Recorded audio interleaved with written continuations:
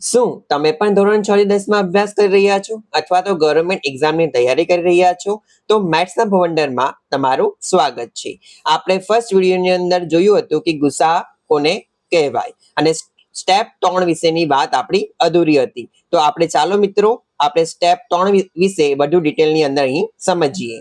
આપેલ સંખ્યા 96 અને 404 નો ગુસા શોધો। સૌપ્રથમ આપણે અહીં 96 ના અવયવ પાડીશું। 2 ગુણ્યા 48, 2 ગુણ્યા 24, 2 ગુણ્યા 12, 2 ગુણ્યા 6, 2 ગુણ્યા 3। ત્યારબાદ 404 ના અવયવ પાડીશું। 2 ગુણ્યા 202, 202 ના અવયવ થશે 2 ગુણ્યા 101 અને 101 ના અવયવ અહીં નહીં પડશે, માટે ગુસાઅ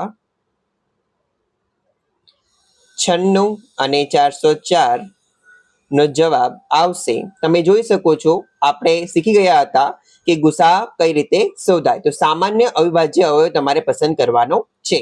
તો અહીં તમે જોઈ શકો છો સામાન્ય અવિભાજ્ય અવયવ છે તમારો 2, માટે અહીં આપણે લખીશું 2।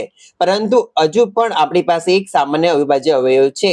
તમે જોઈ શકો છો ફરી 96 માં પણ 2 છે અને 404 માં પણ 2 છે, માટે અહીં બીજો સામાન્ય અવિભાજ્ય અવયવ હશે 2, માટે આ બંનેનો આપણે ગુણાકાર કરીશું, માટે તમારો આન્સર આવશે 4, মানে તમારો જવાબ થશે 4। તમે સ્ટેપ 3 જોઈ શકો છો કે એક કરતા વધુ સામાન્ય અવિભાજ્ય અવયવ હોય તો સામાન્ય અવિભાજ્ય અવયવ લખી ગુણાકાર કરો।